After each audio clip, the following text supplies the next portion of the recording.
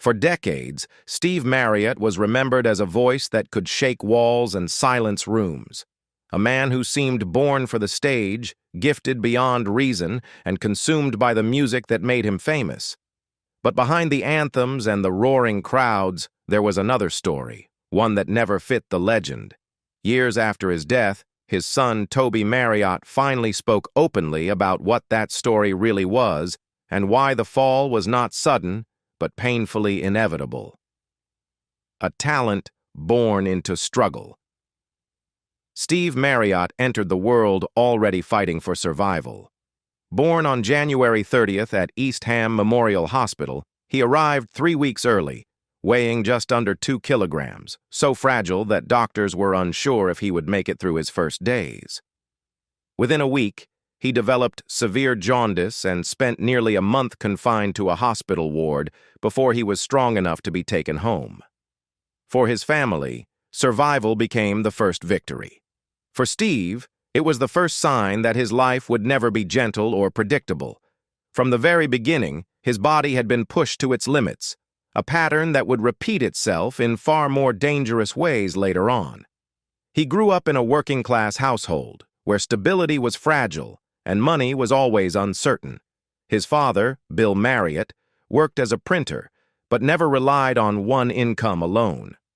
When printing wasn't enough, Bill set up a jellied eels stall outside pubs, later adding pie and mash to keep customers coming. Long hours, physical labor, and constant hustling were part of everyday life. Steve absorbed that environment deeply. He learned early that nothing was guaranteed, that standing still meant falling behind, and that survival required noise, movement, and presence. The home was loud, chaotic, and full of characters drifting in and out, and Steve mirrored that energy almost instinctively. Music entered his life not as a career plan but as a release. Bill bought him a ukulele and a harmonica to occupy a restless child who never seemed able to sit quietly. Steve did not play with them casually. He became consumed. Instead of learning simple tunes, he focused on sound itself, how notes bent, how breath carried emotion, how volume could command attention. He practiced relentlessly, often ignoring everything else around him. By the time he was still very young, he was already performing in public spaces, singing at bus stops and on street corners to earn pocket money. He wasn't embarrassed by crowds. He fed off them. Being heard felt essential, not optional. Local talent contests became his early stage, especially during family holidays at seaside camps, where he won often enough that people began to recognize him year after year. His confidence was startling for someone so young. At school, however, that same intensity caused problems. Steve was impulsive, hyperactive, and frequently in trouble. Teachers struggled to contain him, and rumors followed him, some about reckless pranks, others about dangerous behavior. He denied the worst of them, but his reputation stuck. Yet again, his voice saved him. Adults tolerated the chaos because they sensed something rare beneath it. The turning point came when his father secretly applied for an audition on his behalf. Steve, barely 13, suddenly found himself standing in front of a powerful theater composer, singing with fearless confidence. That audition changed his life overnight, but it also planted a conflict that would never leave him. From that moment on, adults saw him as something to be shaped, directed, and controlled. Steve saw himself differently. He didn't want to be managed. He didn't want to be molded. He wanted only one thing: to sing freely in his own voice, without limits. That tension between talent and control would follow him for the rest of his life, slowly turning promise into pressure and pressure into tragedy. Fame came too early, and freedom never came at all. The success that followed Steve Marriott's early-stage breakthrough looked from the outside like a miracle. A working-class boy from East Ham suddenly thrust into the professional world, applauded by adults twice his age, paid to do what most children were told to stop doing. But behind that applause, a quiet battle was forming. Steve did not dream of becoming an actor. He tolerated it. What he wanted, what he needed, was to sing. His parents, however, saw stability and money in acting, not in chasing bands and smoky clubs. They pushed him forward, arranging work, managing school fees, and tying his education to whatever acting jobs he could secure. Every opportunity came with a price, and Steve felt that price tightening around him year by year. By his mid-teens, the pressure became unbearable. Acting paid the bills, but it drained him. Singing was where he felt alive, but it offered no guarantees. Choosing music meant rejecting not only a career path, but his family's hopes. When he finally made that choice, it tore the household apart. The decision was not dramatic or heroic, it was lonely. Steve left home without approval, without safety, and without a plan beyond belief in himself. That fracture never fully healed. The music industry did not welcome him with open arms. His first recording deal produced a single that went nowhere. Labels listened, hesitated, and passed. Bands formed and dissolved around him. At one point, he was even dismissed from a group for being too young to lead, an irony that would follow him for life. But Steve did not slow down. He worked bar jobs, played wherever he could, absorbed American rhythm and blues records, and sharpened his voice in obscurity. Then came the meeting that changed everything. When he crossed paths with Ronnie Lane and Kenny Jones, something clicked immediately. They shared the same hunger, the same obsession with sound, the same refusal to polish away their rough edges. The band they formed was small in stature but massive in ambition. Their rise inside the mod scene was swift, and Steve's voice became its defining weapon, raw, explosive, impossible to ignore. Success followed quickly, but control did not. Management dictated direction, labels chased hits, touring intensified, and slowly the same cage he fled as a child began rebuilding itself around him, this time in the shape of fame. When success turned into a creative dead end. At their peak, Small Faces were not just successful, they were defining a moment. The band's sound captured youth, rebellion, and a distinctly British confidence that set them apart from everything else on the charts. Songs climbed quickly, crowds grew larger, and Steve Marriott's voice became the centerpiece of it all. On stage, he was ferocious and joyful at the same time, pushing his vocals to extremes night after night. But behind the scenes, frustration was building. The same industry that had once ignored him was now eager to control him. The pressure came from every direction. Management wanted consistency. Labels wanted repeatable hits. Touring schedules tightened, leaving little room for rest or reflection. Steve began to feel that the band was no longer moving forward creatively. After the release of a major concept album, he proposed a bold shift, bringing in outside musicians to expand the sound and break out of what he felt was a narrowing box. The idea was rejected. His bandmates were wary of change, protective of what they had built, and unwilling to gamble their success on Steve's restlessness. That rejection hit him harder than anyone realized. For Steve, music was not a job or a brand, it was identity. Being told to stay in place felt like being told to stop breathing. He began spending more time away from the group, writing and recording with musicians who shared his hunger for exploration. The divide widened quietly, without formal arguments, until it finally exploded in public. During a live performance on New Year's Eve, Steve reached his breaking point.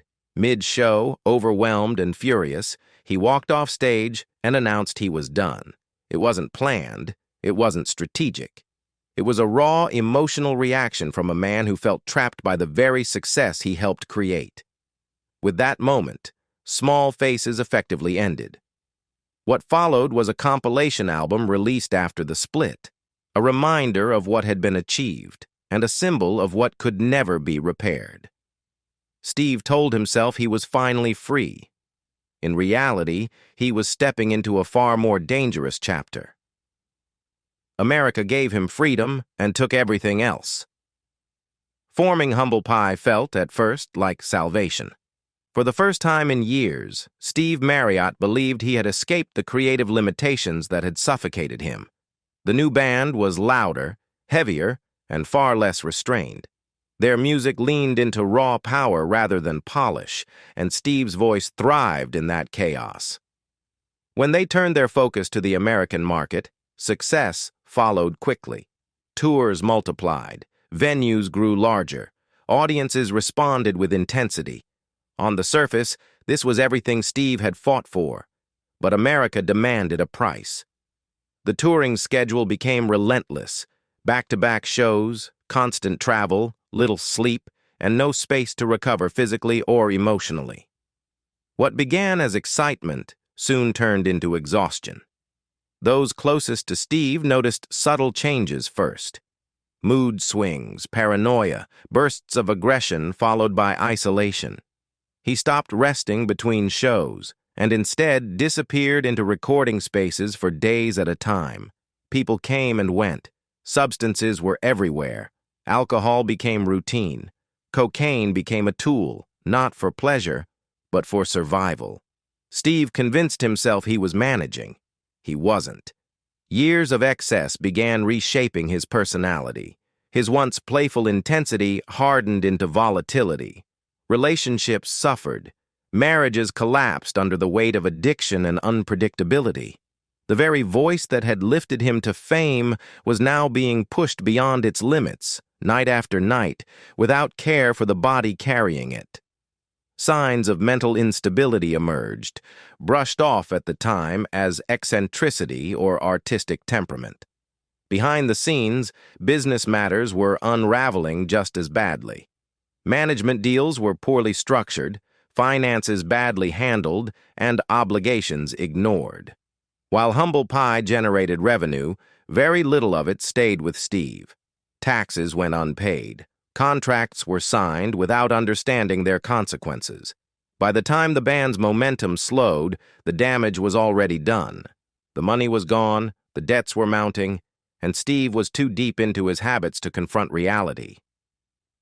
When the American chapter began to close, Steve returned to Britain believing he could reset his life.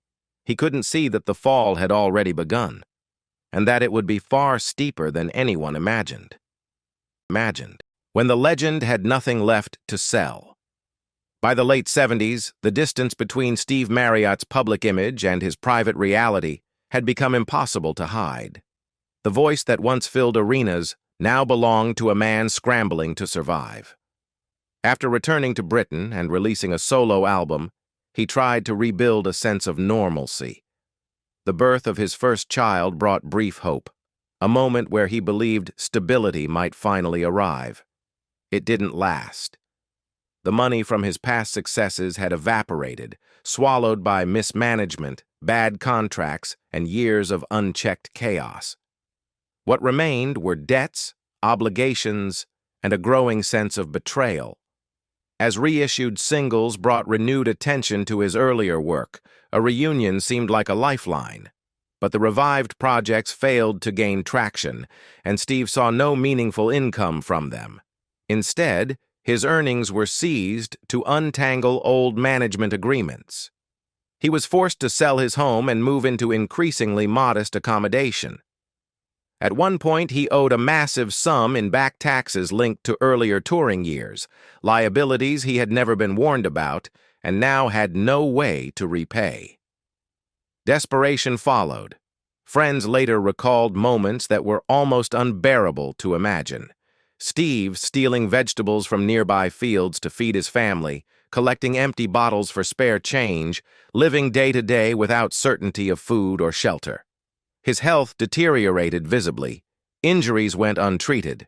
Hospital visits became frequent.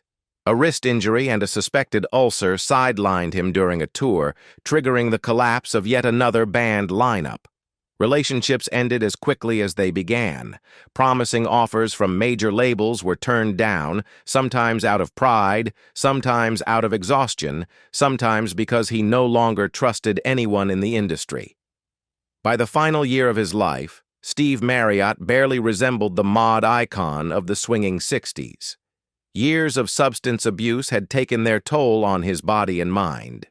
Those who saw him noticed the weight loss, the erratic behavior, the deep fatigue that never lifted. In his final days, after returning from recording sessions abroad, tensions flared with friends. An argument carried late into the night. He left abruptly, alone. Hours later, news spread that his cottage was on fire. Investigators later concluded that he had likely fallen asleep with a cigarette, exhausted beyond awareness. The man who once commanded stages around the world died quietly, with nothing left to protect him, not even himself.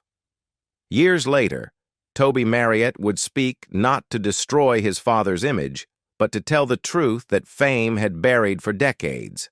That genius did not protect Steve Marriott from addiction, exploitation, or collapse. His story is not just about a great voice lost too soon, but about what happens when talent is consumed faster than it can be protected. Now we ask you, do you think Steve Marriott's legacy should be preserved exactly as it was, or should new technology ever be allowed to change how we hear him? Share your thoughts in the comments, and if this story moved you, don't forget to like, subscribe, and join us for more untold stories behind the legends you thought you knew.